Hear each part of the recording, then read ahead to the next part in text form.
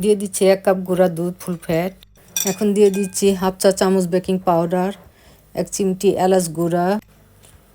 এখন 1 টেবিল চামচ গলানো ঘি দিয়ে ভালো করে মেখে নিব। ভালো করে মাখানো হয়ে গেলে একটি ডিম ফেটে এটা দিয়ে নরম করে মেখে নিতে হবে। মাখানো হয়ে গেলে 10 মিনিট ঢেকে রেখে দিব।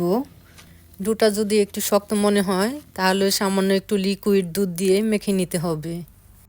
তারপর এরকম 9-10টি গোল্লা বানিয়ে শেপ করে নিব। এখন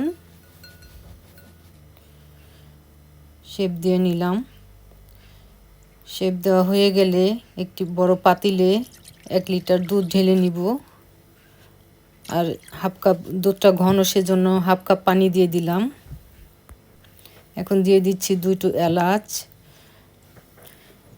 দুধটা নেড়ে নিচ্ছি। এখন দিয়ে দিচ্ছি 3/4 কাপ চিনি। চিনি দিয়ে নেড়ে নিব।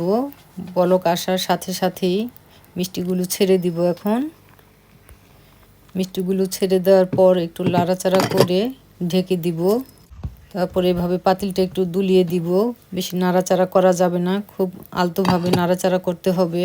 বেশি জোরে নাড়াচাড়া করলে মিষ্টিগুলো ভেঙে যাবে। মিষ্টিগুলি খুবই সফট।